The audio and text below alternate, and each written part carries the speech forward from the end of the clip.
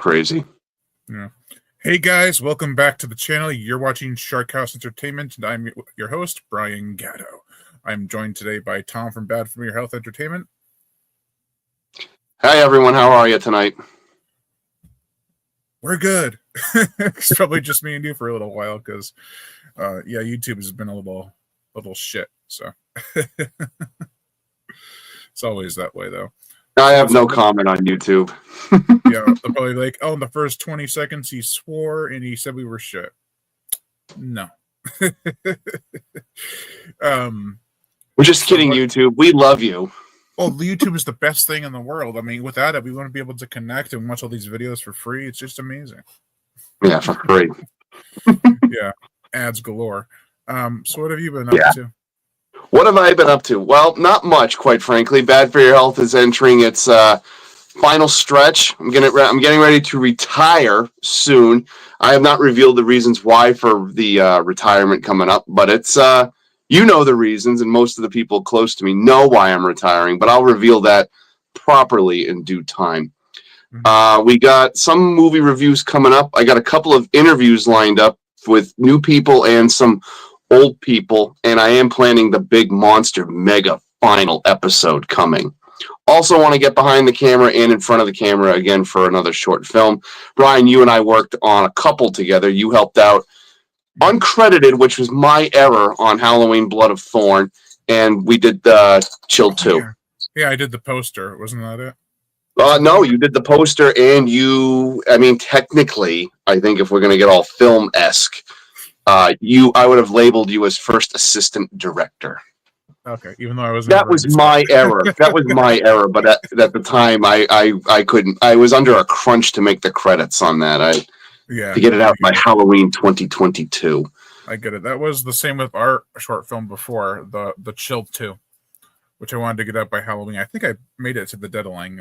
You made it to Halloween. Yep. Yeah, but we have been talking about possibly making a either a short or some sort of trailer for a book that I would like to write in the future. We're not sure which one, or maybe even a book from the past, but we'll figure it out. So I think it should be a book from the past because you already have an established fan base and an established clientele and loyal fans. I don't mean to have the air quotes of that, but you have a following. You have fans that read your books. You know, Violet has a name from the past we haven't talked about. She loved your. Oh God, I loved her, but she read your books. If you did a scene from one of those books, I think you could maybe get a little bit more steam and then jump off to one of your upcoming projects. That makes sense. Also, I have fans and I have not haters. What's the word I'm looking for? People who don't like the controversial content in some scenes of the books where they're like, this is far too much and I can't have that in my creature feature. But that is what it is. Any publicity is good publicity, so. That is true, but there is bad publicity that could be damaging. In wrestling, that like in the wrestling terms, that's like go home, where no one wants to go home heat, where change the channel and nobody wants anything to do with you. Yeah, I will say that back in like 2023, maybe, I had some pretty bad ones, and I took them not personally, but it was enough to make me repost them. But now I'm just like, you feel what you feel. Whatever. I don't know a lot of the controversy that came with your books, so forgive me for being a novice. Whatever happened is in the past, and just go into the future, man. But I did have the ultimate comeback recently. I made a picture. I created a picture with the scene of Such Distaste. Oh. I posted it on my Facebook page. No gore, nothing too explicit, but it's there, and you'll get it if you've read the book. I will check it out. I'll check it out. How many books are you writing right now? I'm currently writing 2. What are they about? One is a throwback to Roger Corman's Sci-Fi Channel-esque films, like Dino Croc and Gator and Shark. Yeah, something similar to that vein. I recently watched Dino Gator, which is actually originally titled Cobra Gator, which was supposed to be released 10 years ago, but then Sci-Fi was like, we'll take it, but we don't want anything to do with it. So it's finally been released, and I got major old school Sci-Fi Channel flashbacks with it. So I was like, I'm going to write a book that's not ripping it off or any of those projects off, but it's its own thing. And then the other one I'm writing is about, it's sort of a secret, but I'll just say it has to do with a film that has an anniversary coming up. Gotcha. Who released the Corman Classic? Was it a Tubi release, or did Sci-Fi finally release it? On Amazon. You can buy the DVD or stream it. Yeah. Amazon. Yeah. That's where all my books are. I'll tell you, I still think to this day one of the best streaming outlets is Tubi. Yeah, but they've increased their ads, I've noticed. Oh, yeah, but you know what? That's still one of the only places you can go to find old schlock movies and the old detective movies. And YouTube has that too now. Like on a lot of channels, they kind of get into the meat of it, and they're like, yeah, well, we can have this one on here and this one. I watched some Sci-Fi Channel films from probably like 10 years ago on there today. I was like, hey, cool, it's on YouTube. And very little ads. So maybe I'm totally cool with that. Yeah. Yeah, but the one I was talking about before, the throwback to Corman, it actually came from the idea had come from a title I wanted to use, and I couldn't figure out how to use it in a multitude of ways. I could just think, oh well, it's going to be about a creature returning to its habitat, but then I thought, what about characters that are meeting up after a long time, and all this stuff happens, and I was like, oh, so it's going to be like, well, I don't want to say the title, but you know, it's going to be a bloodbath. You are the horror shark. You're the master of horror. Besides John Carpenter, the master of horror sharking. Master of horror sharking.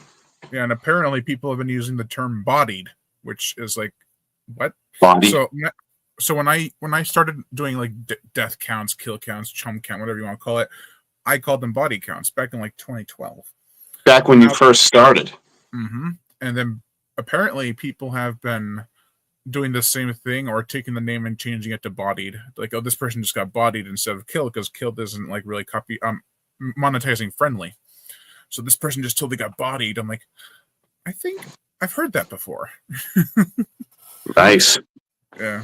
I love when that happens. Same thing with, I'm not the first one to do body counts or kill counts. I'll admit that full-heartedly. But I was one of the first. And probably I wanted to say I would be like around number 10 in that realm of people who did stuff. You were there at the beginning. Yeah, and then of course, you know, people who did it and did different things with it took off way more than I did and any of the others. Which just shows me, I don't want to get into details, but it just shows me that people are unoriginal, but then they're creative, and that's the dangerous part. They're unoriginal, but they're creative, because then they can take something that someone else did and do a spin on it and really take off. I think you know who I'm talking about, hopefully. I think I can read between the lines on that one. Yeah. There's other channels that have that problem too, but I'm not trying to rant on people who are doing what they're doing, because, you know, they are doing it well. So, you know, it's funny you say it like that, because when I know when we did our first show on the Chat Splat, when you started this particular channel, yep, it was more comic book centric. But as I've progressed with Bad for Your Health, I kind of veered into the older movies, like the detectives and some of those movies. But I always come back to comics. Comics was like what was the first, really. Yeah, well, the first episode was based on comics and movies, because it was the first one on this channel, and I had you on, and I was like, oh, he likes comics, so we'll do kind of a double feature with it. We'll do comics and movies to make it fair and make it so it's relevant to both channels. And I have been so out of the comic book realm for the last few years. I have no idea what's trending. I'm the last person to ask. I'm out of it. I am interested in this new Superman movie coming out. I don't know why. This trailer kind of grabbed me. I saw the trailer, and I've read it. I've seen it. I'm not being cute with it or saying that it's going to be bad. I'm not going to be like a James Gunn hater. You know, I've seen a few Superman revamps, and each one of them, it's just a fresh coat of paint on an already existing story. I'm not going to crap on it. I'll probably see it eventually, but Yeah, I think that's how a lot of people are now. They're experiencing superhero fatigue or Marvel burnout or DC burnout. It's a real thing, dude. Like, any film historian could tell you there's always like this lull and this like downward decline in what's popular. The Westerns had it, the crime dramas had it, the action hero had it. Yeah. Now it's superhero time. Yeah, I think the action hero probably had it for Westerns probably had it for the least amount of times, especially spaghetti Westerns. Because I should say spaghetti Westerns because Westerns were around for a very long time. But spaghetti Westerns were really popular in the mid 60s and they started dying off in like the early to mid 70s. So they had a brief stint. Same with superhero movies. I mean, if you look back, they really took off in like 2008 with like Iron Man and Incredible Hulk and stuff like that. And then I would say it was like it was multi-layered because you had the Spider-Man. First stage of like the X-Men, Spider-Man, X2 and all that, and then there was like this Silver Age, which was like Iron Man, The Dark Knight, etc., etc. And it's sort of like comics. The Silver Age had their great stories, and now I don't know what you want to call this new era, the multiverse. They had a Bronze era in comics, and that was like in the 70s. Yeah, if this is the Bronze era now. I could see that being the Bronze era, but yeah, it's on a decline. I didn't mean to interrupt you, but the comic book films are clearly going on a decline. And I'm not saying they're bad stories what they're doing. Mm-hmm. It's just I think Superman will do well, and I think Fantastic Four will do well.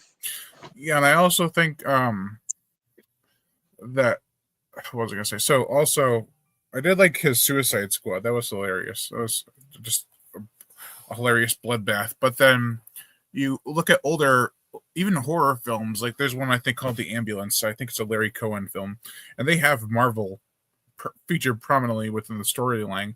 It was like the early 90s, late 80s. And they're like, yeah, well, Marvel is not huge, and we can take advantage of that. And now if you had anything with Marvel, it'd be like, no, this is going to cost millions. Did you hear about the kid who wanted Spider-Man on his tombstone or something? One of the characters on his tombstone? No. What happened? He had cancer, and he was going to die. He's like, I want Spider-Man on my tombstone. I think it was Spider-Man. And I know Disney had some involvement with it. They're like, fuck you. Not literally, but they're like, no. Not happening. I got nothing. Yeah. That's unfortunate. That's crazy. Same with Star Wars. Like they had their popularity in the 70s and 80s, and now they're huge. They were huge, and then too much product out there. Too much stuff streaming. The only thing I think is kind of in the middle with it is Jurassic World.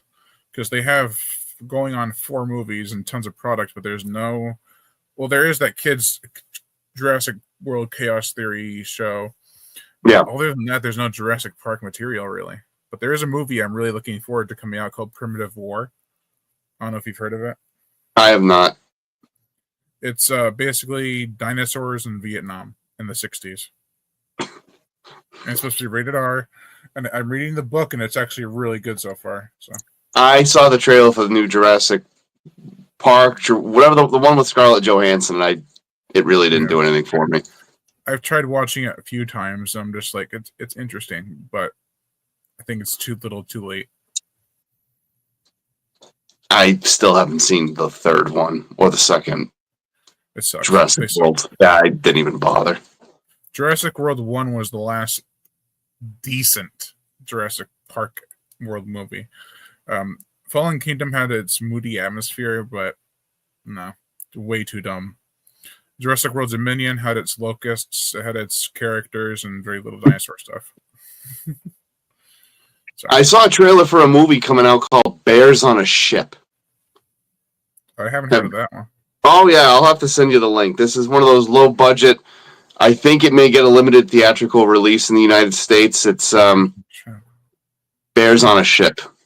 Well, I've heard of Bambi the Reckoning.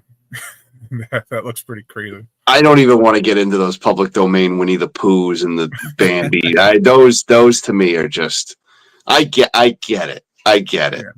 I get it. But distasteful in a way. Really?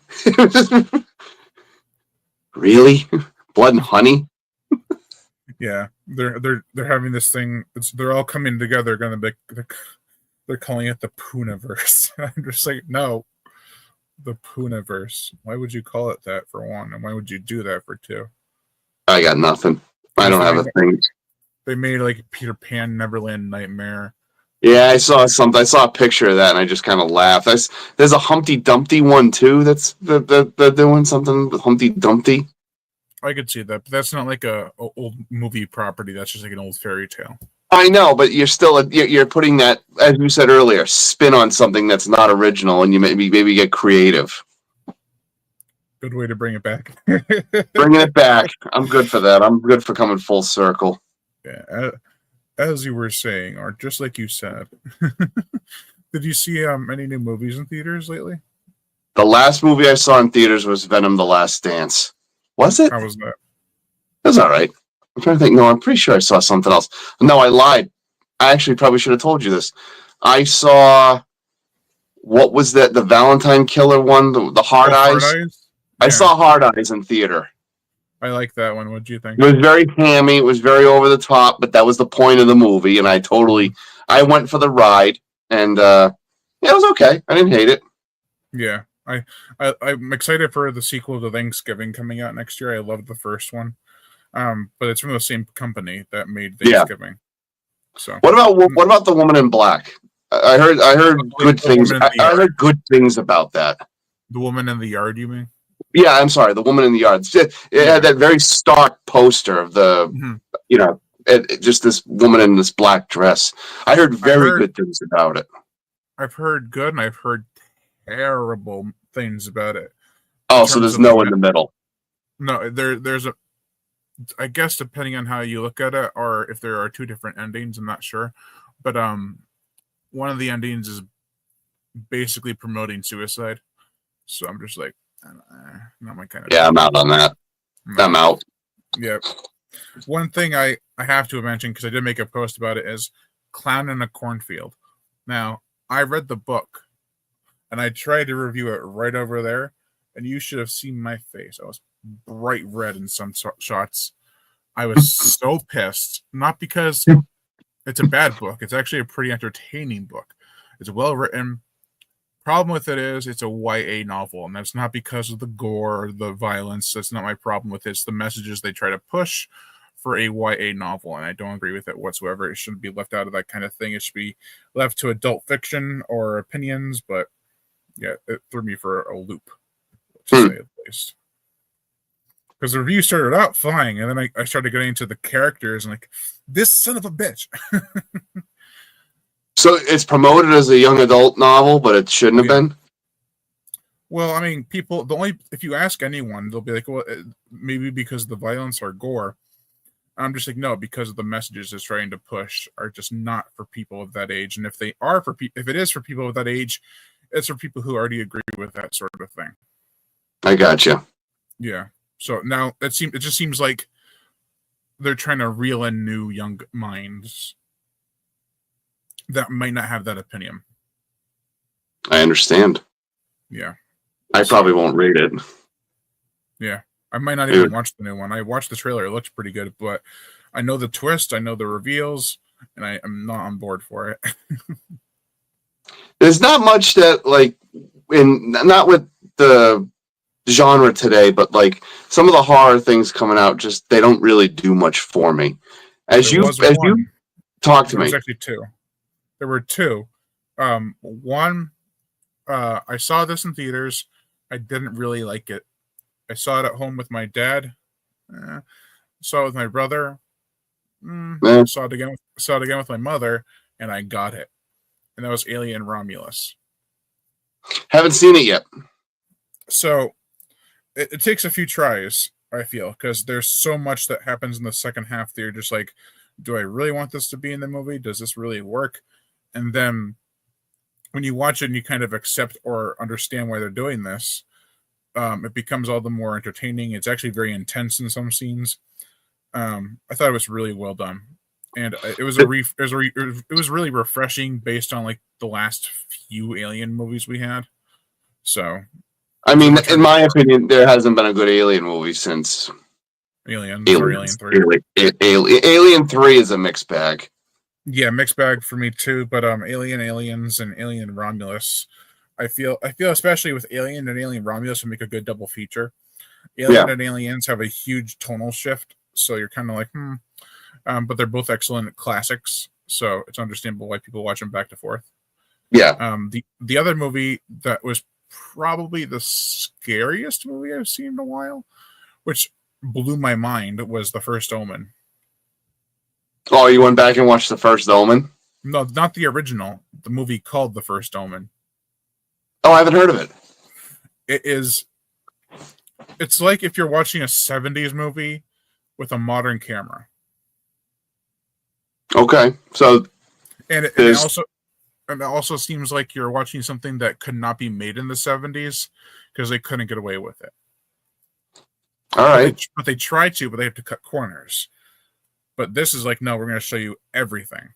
But we want to show you, and that's super effective. There are some scenes, watch it in the dark. It's honestly one of the most haunting films I've seen past 10 years. I'll give it a whirl one of these nights. Yeah. I would definitely watch the original if you haven't already, or I would watch it again just in case. I've seen the original. That's a classic. Yeah, it's like, it doesn't feel like the original. It feels like, so it's a very well shot movie. It's mostly filmed in Romania. I think it's entirely filmed in Romania. I might be wrong, but I know it takes place in Romania, and it's just a beautiful film. It kind of reminds me of the Suspiria remake, but better. I like the Suspiria remake, don't get me wrong, but... They remade that? Oh, yeah. But the thing I like about the Suspiria remake is that they incorporated the dancing as part of the story. It's not like she went to a dance academy, period. There's nothing to do with the dancing. This has stuff to do with the dancing that's actually affecting the characters. But it's 2.5 hours long, so if you're gonna watch it, you gotta strap in for it. So, what about you? You're a regular at the movie theater. What was the last movie you saw in the theater? I think it was Hard Eyes. I don't think I saw anything else after that. I was gonna see Death of a Unicorn.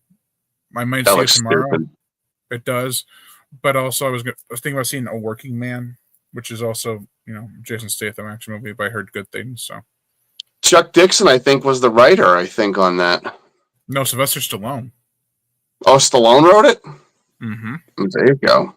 I saw something about Chuck Dixon had something to do with that, or maybe I'm mistaken. But it's good to see Stallone back in the writing chair. Yeah, he last film he wrote with Statham was Homefront, I think. Chuck Dixon also wrote it. It was written by the director, Stallone, and Chuck Dixon.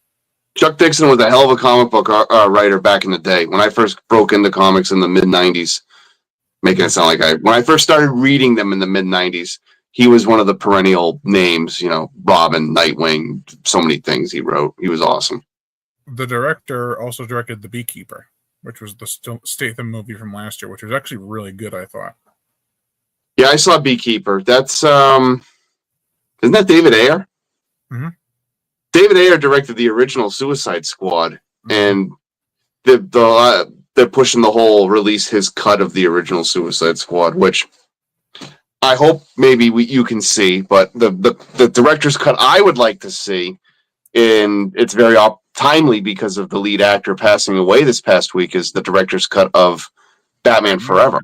Yeah. Batman Forever. Yeah, Val Kilmer. Val Kilmer. God bless Val Kilmer. I was going to watch The Ghost in the Darkness when he died, but we never got around to getting it watch it that night. But he was I was going to watch Red Planet. I'm kidding. I was probably going to watch Tombstone.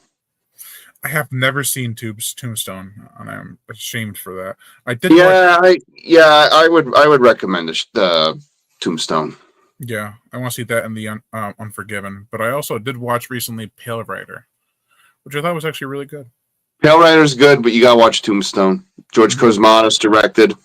Yep, the director of Rambo 2, yeah, quote unquote. And Leviathan. Cobra, but yet an all-star cast: Kurt Russell, Val Kilmer, Sam Elliott, Billy Paxton, yeah, everyone was fantastic in that movie. Yeah. You know what's crazy is Michael Douglas outlived Val Kilmer, and why that's crazy is because you see how old Michael Douglas is in The Ghost in the Darkness. Well, Michael Douglas is no kid, and Michael Douglas is a fantastic actor, but yeah, his character's supposed to be old in Ghost in the Darkness. Isn't he not? He's probably like middle aged in that movie, I think. Let me see. Michael Douglas? Like right before middle aged, yeah. I'd say he was pushing 50. Yeah, like kind of in that area, that gray area. Yeah. Let's see. Oh, not Val Kilmer. I know. Oh yeah, he's. You look at the picture of Val Kilmer, his latest, and he's like, he looks his age. Val was good at that point. Ghost in the Darkness was a good movie. Yeah, Bernard Hill also died last year. He was also in the Ghost in the Darkness. I'm just looking it up on IMDb. Oh, let's see, Michael Douglas. Most reliable website out there for movies. Yeah, he is 79. I think. So that means good. No, I'm saying that Michael Douglas, I believe, is 79. Let me see. 40. He was born in 1944. So it's 60. 80. 80, yeah, pretty much. Well, yeah, you're right, because I keep thinking it's 2024. Jesus Christ. Yeah, he's 80. Damn. I've always liked Michael Douglas. Yeah. There's another actor, I forgot who it was, but he's almost 100. Oh, from Chitty Chitty Bang Bang. He might even Dick Van Dyke. DVD is still kicking. He is, and he's got to be what, almost 100. Let me see. He's got to be pushing. He's got to be pushing 3 digits. He's going to be 100 this year in December. God bless him. Yeah, I thought he was dead for the longest time. Because Chitty Chitty Bang Bang is not that young of a movie. No, that was made by 60s. In the 60s with Broccoli and Sulkine producing. That was when Sean Connery was still James Bond. That was a movie they made in between doing the Bond films. Yeah, he was also in Mary Poppins, which is even before Chitty Chitty Bang Bang. He was also on the Dick Van Dyke Show, which I think was before all of them. Yeah. Mary Poppins Returns, he was in that too. And that was a recent movie, though. That was like, let's see, 2018. I think with going back to Val Kilmer, though, Maverick was obviously his final performance, and he did a very good job in that scene with Tom Cruise. Oh, yeah, Top Gun. Top Gun Maverick. Great movie. Fun movie. It brought the fun back to movies. Yeah, and people are like, oh, you can actually do these super long and entertaining, no message having kind of movies and make a ton of money? What are you saying? Kickstarted the Legacy sequel vibe, even though that was the one that like really spearheaded that. Now you're going to see. Yeah. Well, not in the horror genre. No, it had been around because of Jamie Lee and et cetera, but now you're going to see it more. Hey, tell me about this Crystal Lake show that's coming out with, it's on Peacock, I believe, with Linda Cardellini playing Pamela Voorhees. That's as far as I know about it. I'm really excited about it, though, because we need some Friday the 13th. I love how people are like, it's all Halloween or nothing, but then when Friday the 13th comes up, everyone's going to be coming out of the woodwork. I'm like, I was a fan for freaking 25 years, even before I saw the movies. You see the posters, and you're like, I'm gonna watch those someday. I'm like, those movies are fun. I mean, they may be bad. Some of them may be dog poo, but some of them are just fun. Even Jason Goes to Hell, no matter. I hate that movie. Even if you hate the movie, you have to admit it is a nasty, graphic movie. It is a very nasty, graphic movie, but guess what? I still hate that movie. I do too, but it has more gore than any of the other previous Friday the 13th films. Not saying that makes it a good movie, but it does make it more tolerable than if you were to watch it without tons of gore. It's the truth. You're right on that. Yeah. Even the rated cut has tons of brutality, but that tent kill, I'll never forget seeing that because I know I had to actually talk to my brother about it. The tent kill from New Blood. No, from Jason Goes to Hell with the spike. Oh! I still think the tent kill in New Blood is one of the best, is if not the best Kane Hodder kill. Yeah, especially because originally it was supposed to be like 6 times he whacked her against it. Yeah, that was cool. But I remember talking with my brother recently about Friday the 13th, and he's like, "Yeah, you would never let me watch Jason Goes to Hell." He said because you said it was too graphic for me to watch as opposed to all the other ones. I'm like, yeah. I still stand by 1, 2, and 3. Well, I've grown more to appreciate 2. I didn't for a long time because I was like, it's not Jason. I mean, it's Jason, but it's not hockey mask Jason. And it also we reviewed that on Bad for Your Health on the 40th anniversary. Yeah, now it's gonna be the 45th anniversary this May. I have a review plan for the book. I actually read all the old books recently. They're really good. Nice. Yeah. But part 2, what really made me come around to it is, again, they released the uncut footage from Screen Factory. Yeah. I was like, oh, I can't believe it. I watched it. I'm like, oh. I asked you this years ago when we did the review, but I'll ask it to you now. Have you ever been to that town in Connecticut where they filmed part 2? No. A friend of mine and I were going to take the drive out. We always talk about it like every year, like, hey, we should go out there. And it's only like an hour or so away. Really? Mm-hmm. Yeah, it's not like I mean, you're heading towards New York, I think, but it's not like you'd be back that night. You don't need to go get a hotel room. We could make it in about an hour. Yeah, it's like a trip to the beach or something, but in Connecticut. Exactly. Hey, but it's the 40th anniversary of Part 5. The weird in between of all the Jason movies. I like 5 for what it is, and Tiffany Helm's always been cool with me. I think it's funny, and I shout out to Tiffany Helm and her mother, Brooke Bundy, because I'll say this about Tiffany Helm. When we talked the first time about Friday the 13th, Part 5, when we spoke pregame, you could just tell, like, she had been telling that story ad nauseum. It was just over and over again. And I said, look, I don't want to ask you the same thing you've heard 1,000 times. We did the show. Great, grand, wonderful. Best of luck. Can't wait to talk to you. We talked again, and we didn't even talk Friday the 13th. And it was a much more lively conversation. It was much more energetic and fun.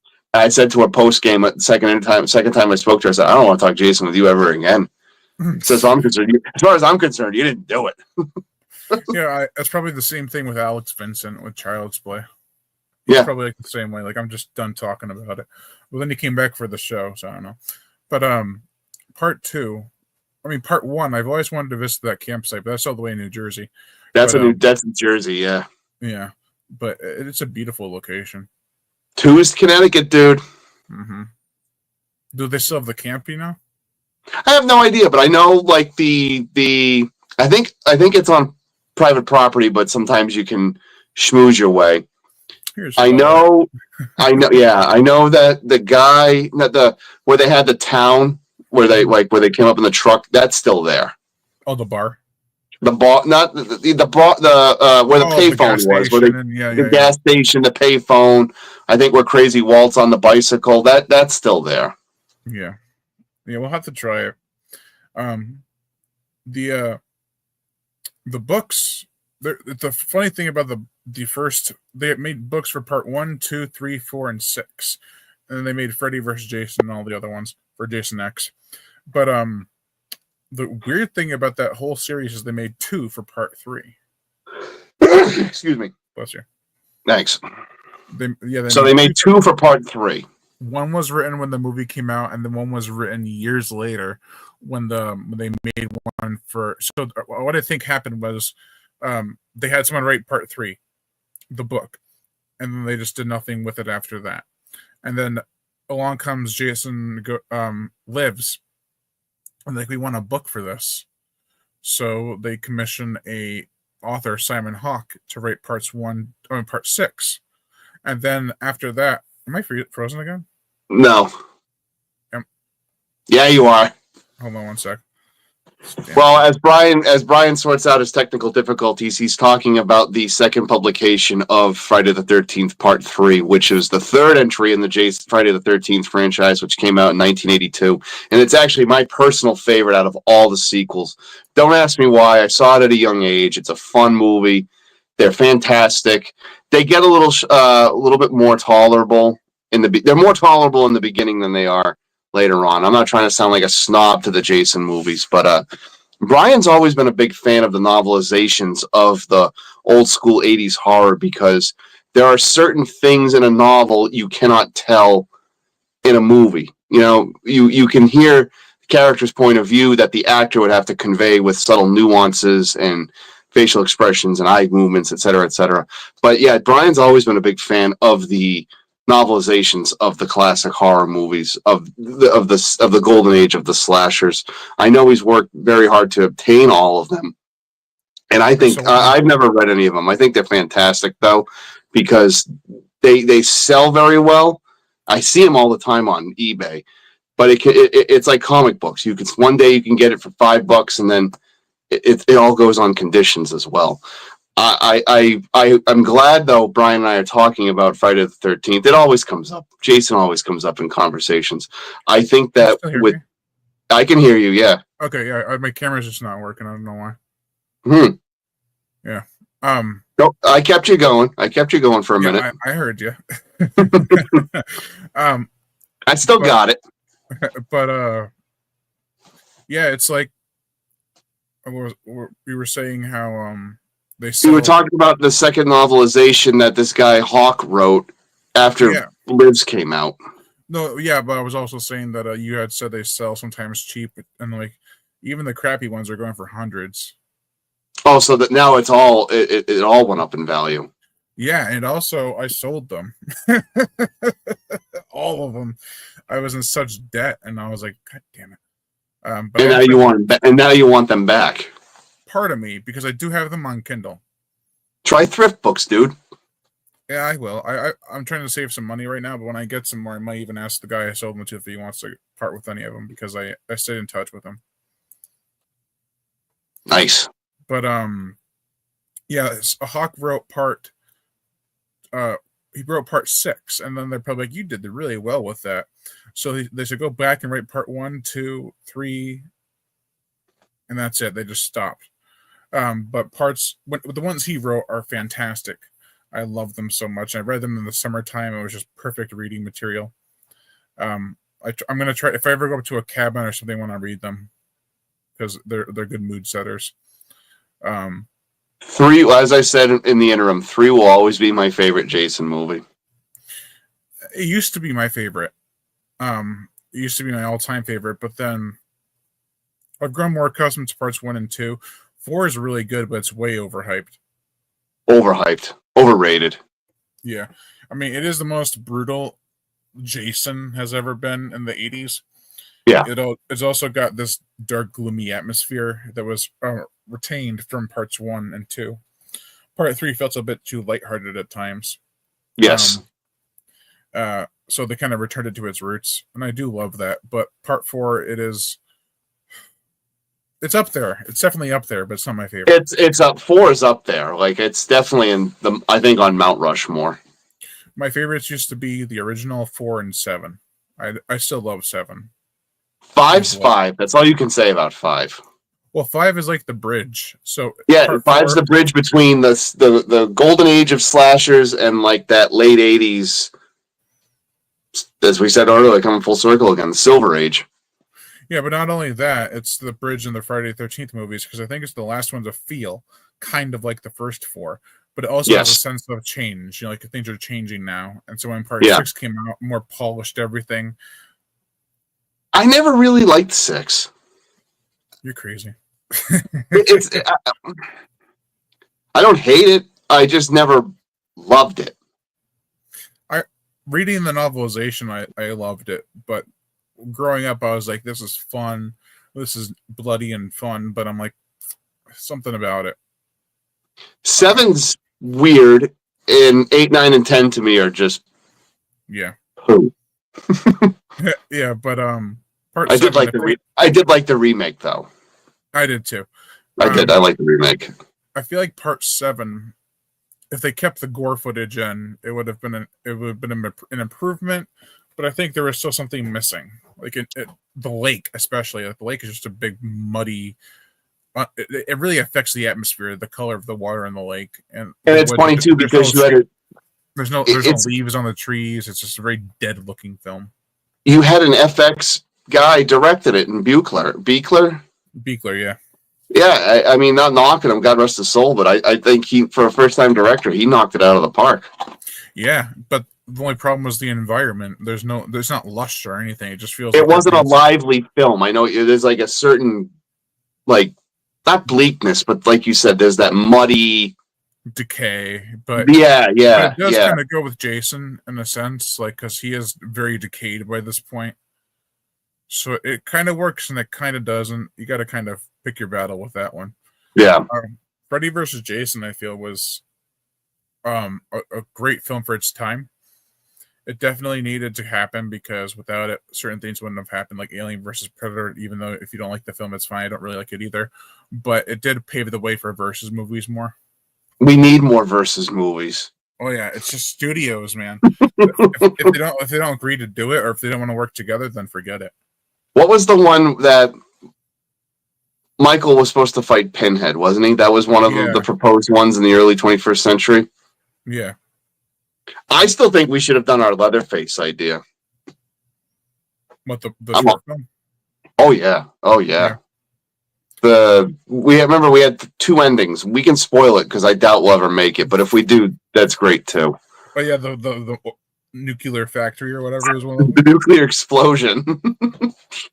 And then the other ending was Leatherface walking towards NASA.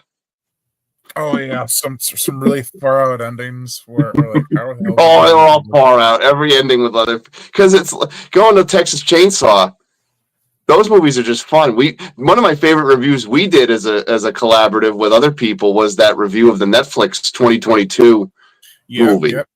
Yep. It was fun. It was fun, but I absolutely hated the characters. Oh yeah, I think that was the point.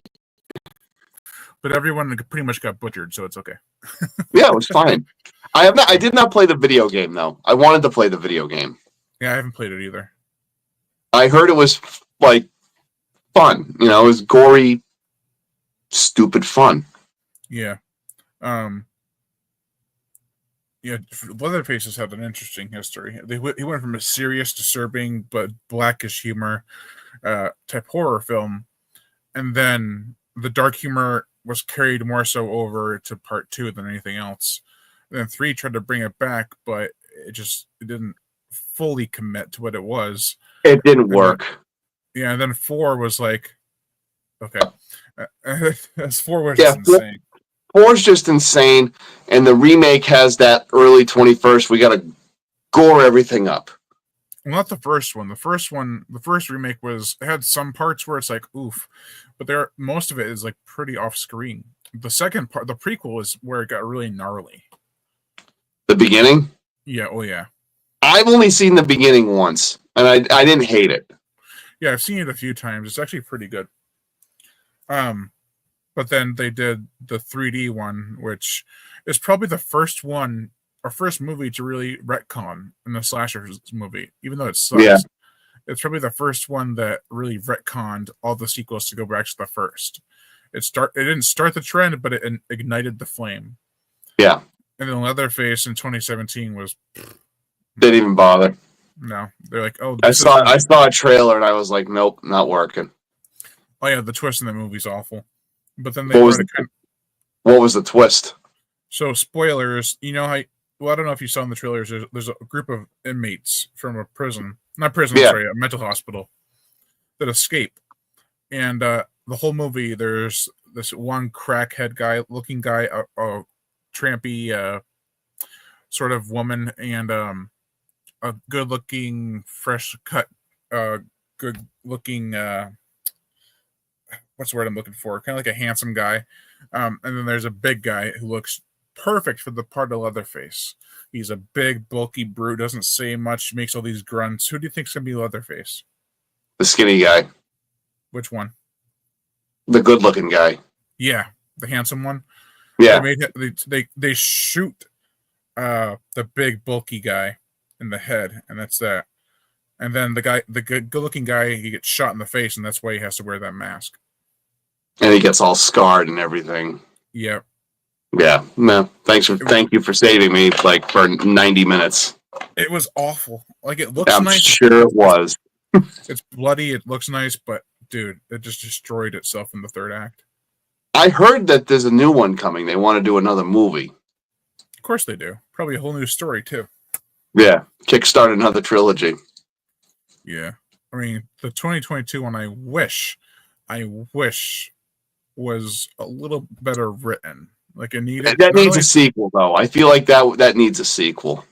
Yeah, but also the it's not necessarily the characters that are the problem entirely, but it just needed a fresh writing job. It needed a couple lookovers to really hone in on what it was supposed to be, because Sally Hardesty was wasted in that movie.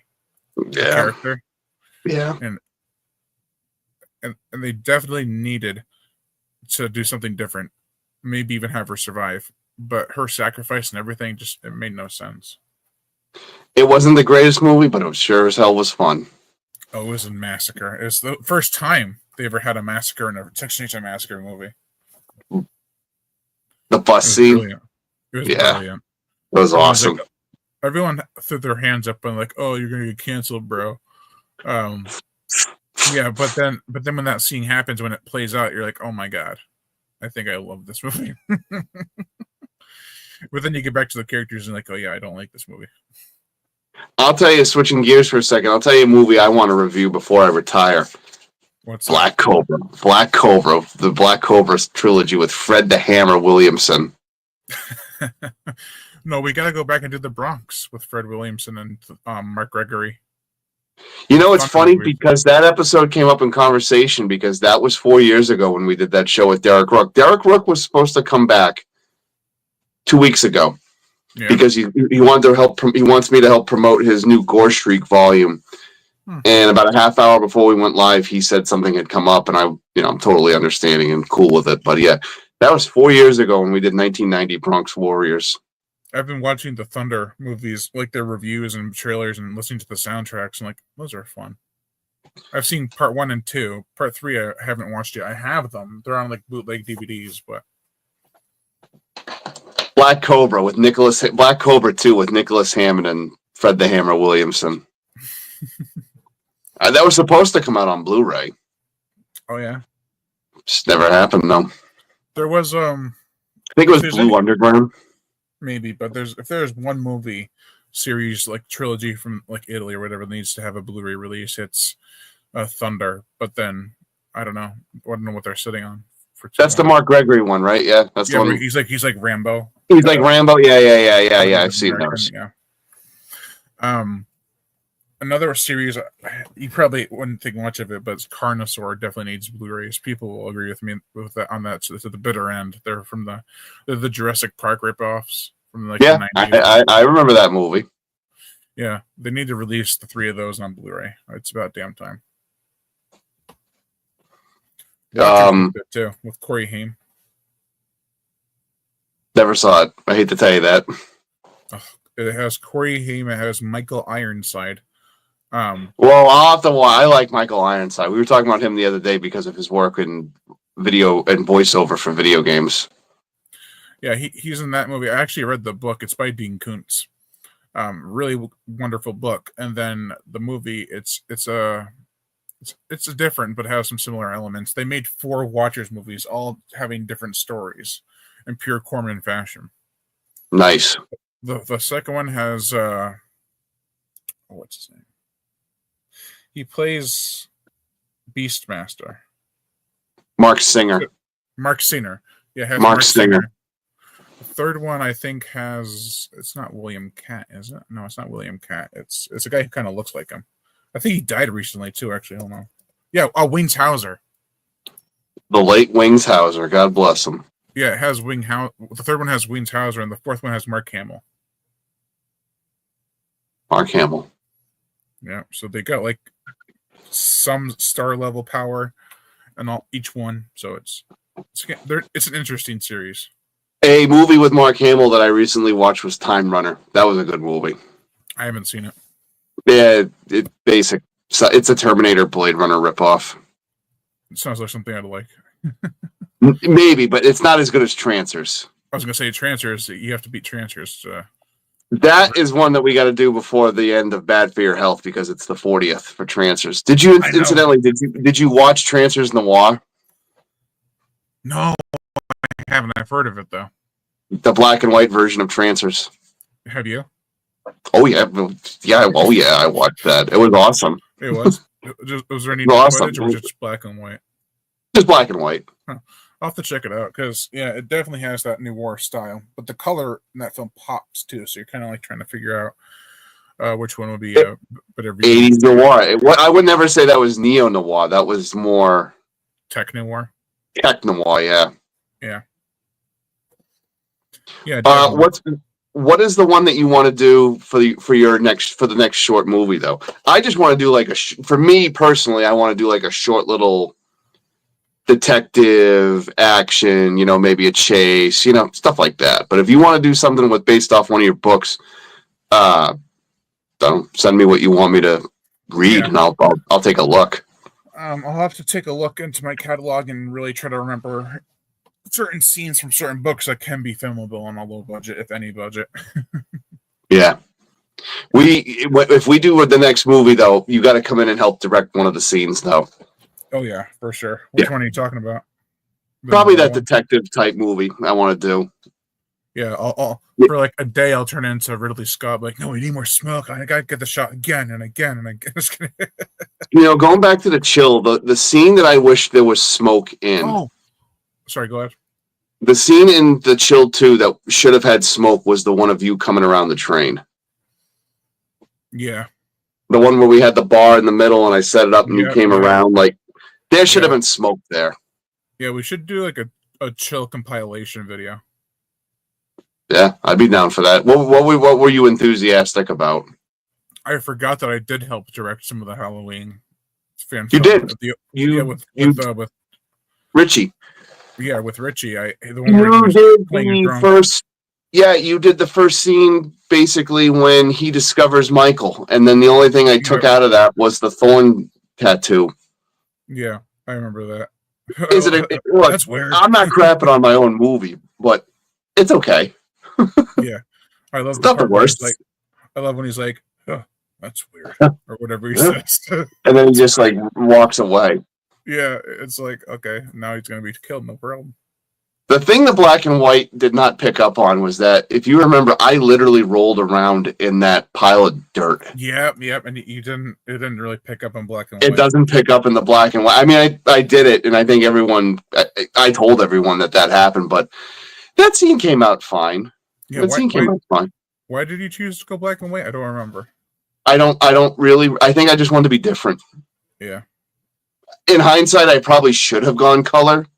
Yeah, especially because the original film has a very distinct color. It's like it pops, Shoulda, coulda, woulda. The next one, I don't know. We'll see. Yeah, we'll make the Texas Chainsaw Massacre, and they'll be in heat vision. I think the black and white worked for Halloween in some of the shots. Yeah, but I think it should have been in color. But I have no regrets. Black and white's very tricky. You know what movie I watched that was actually really good that was all in black and white? It's a newer movie. It's called The Lighthouse. I hated that movie. I love that movie. I hated The Lighthouse. I still haven't seen Nosferatu, but I saw Lighthouse in theaters. Couldn't get into it. It's definitely it's one weird. It is weird. We have to watch it multiple times unless you're like a fucking genius and can get it right away. But there's so many things about it that contradict each other. And then I know. And then when you think you have it, there's something that destroys your theory on it. It's like one of those movies where it's just not supposed to make sense. Oh, I know. But you can get close, but it still won't make sense. I still have not seen Nosferatu. Dunzilla told me that I got to see it. It is good. I saw that in theaters on Christmas Day, I think. Merry Christmas. I saw that. I've seen all his movies. I love them. Like The Northman was really good too. What's the next movie Eggers is doing? Isn't it movie? I think it's called Blair. Yeah, I'm excited for that. I love werewolves more so than vampires. Yeah. But his first film, I think, is probably his best. Is The Witch. Didn't see it. It's a very creepy movie. It's like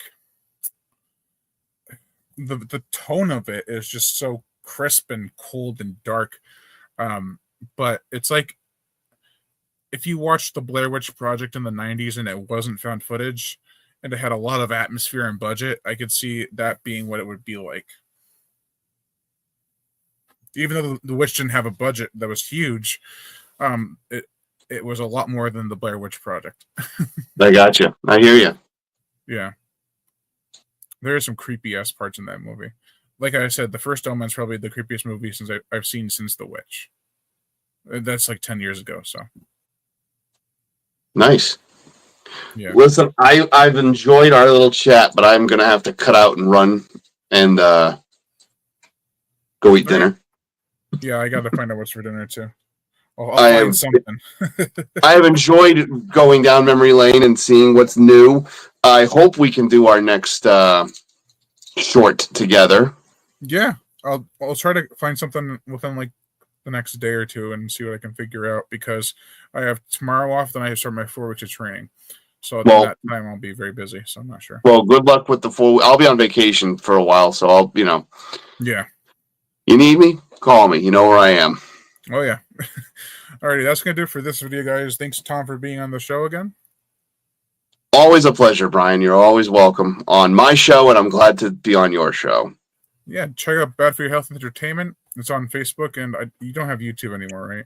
Got rid of YouTube. Just check me out on Facebook, and I was thinking about going to Instagram, but right now, Facebook. Don't forget to like, comment, subscribe, and share. Yeah, like same thing with my videos and channel. Just it helps out more than you guys know. Or yes, it does. But yes, it does. So yeah, thanks for watching and stay tuned. Stay tuned. Gotta run, Brian. Alrighty, have a. I didn't end it. Here we go. Run button. Okay, have a good night, guys.